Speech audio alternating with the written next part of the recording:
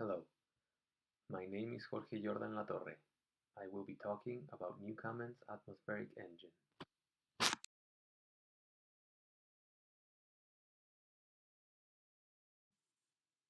In the 1st century AD, the proto-scientist Hero or Hieron of Alexandria, I found both names, I don't really know which one is it. Anyway, he created a steam turbine called Aeolipile. It was a hollow sphere mounted so that it could turn on a pair of hollow tubes that provided steam to the sphere from a cauldron. Steam would escape from the sphere from one or more bent tubes projecting from its equator, causing the sphere to rotate. It is the first known device to transform steam into rotary motion. Like many other inventions of the time, it was just regarded as a curiosity, a toy, and not used for any practical purpose.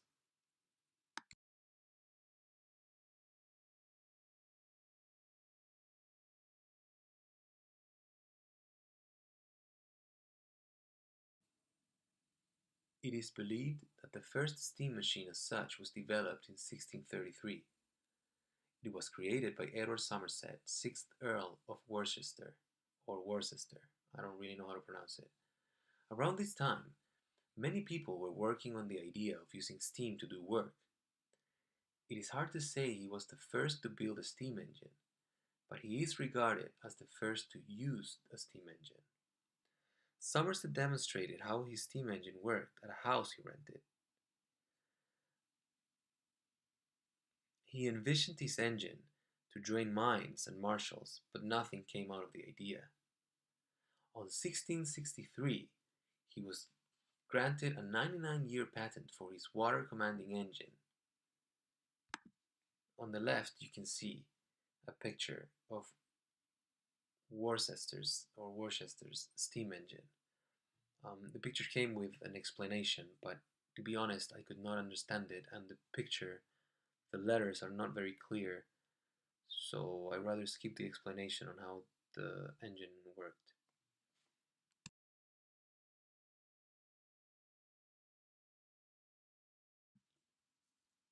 The first successful steam pump was patented by Thomas Savery, a military engineer by profession, in 1698. It was a pump designed to raise water by fire. He called it the miner's friend. The pump required steam to force the water upwards. Water could be pushed upwards limited only by the pressure of steam. It is likely that the pressure from the steam caused Savery pump's boilers to explode. When trying to make the pump work faster, the boiler's pressure would be increased to pump water upwards further, thus creating an explosion due to overpressurization.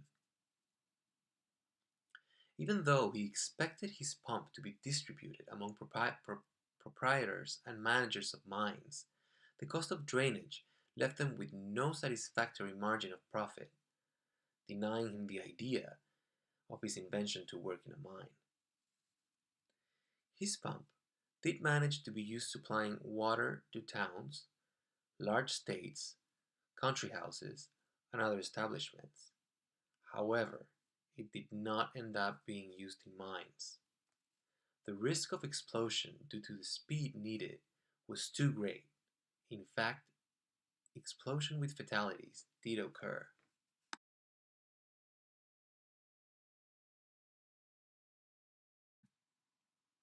Thomas Newcomen and John Cayley were the inventors of the Newcomen atmospheric engine.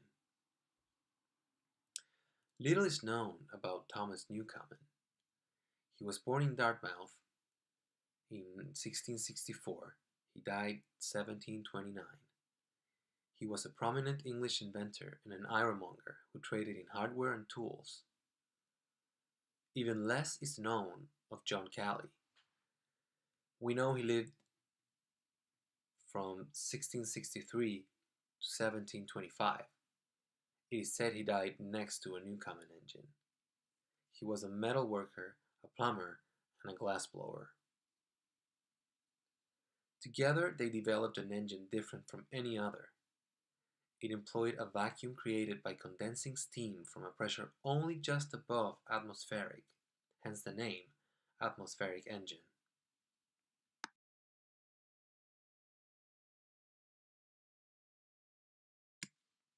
So how did the engine work? Um, it had a vertical open top cylinder in which a piston moved, as you can see in the picture.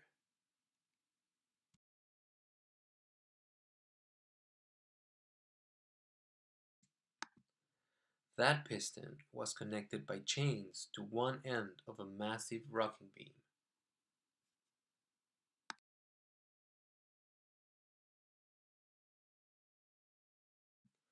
The pump rods that went down into the mine were changed to the other end of the rocking beam.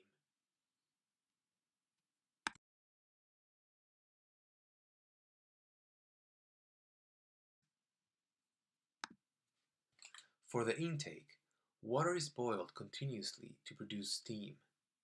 During the piston upward stroke, this low pressure steam is admitted to the cylinder. The pressure is insufficient to lift the piston on its own. The weight of the pump rod does most of the work.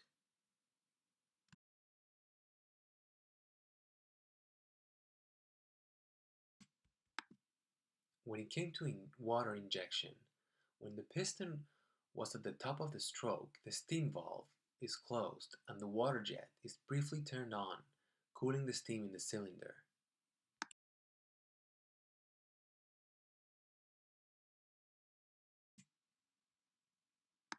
Just like in water injection, while the piston goes upwards, an auxiliary pump fills the cooling water reservoir, as you can see in the picture.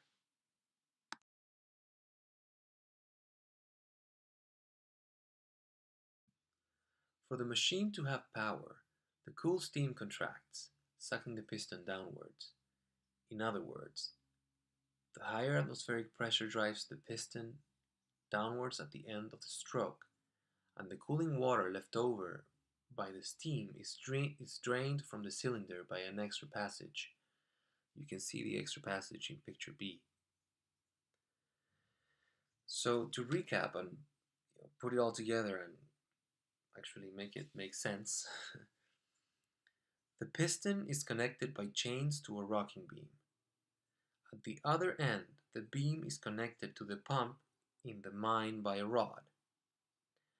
On the outboard stroke, the cylinder is filled with steam from the boiler, and then cold water is injected into the cylinder to change the steam back to water and create vacuum. The vacuum then pulls the piston down and via the rocking beam raises the plunger in the water pump.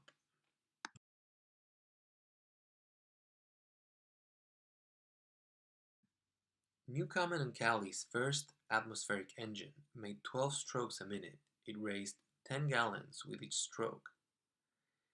It became a sensation in mines, where it was principally used, because now they could be dug twice as deep, bringing more coal and more profit to the table. About 1,500 engines were built in the 18th century. By the time of Newcomen's death, in 1729, Germany, Hungary, Sweden, Saxony, Belgium, France, and perhaps Spain had engines operating. By 1753, the first engine was built in the state of New Jersey, in the United States of America. The engine saved Britain's coal industry and, air quote, single-handedly started the world's industrial revolution.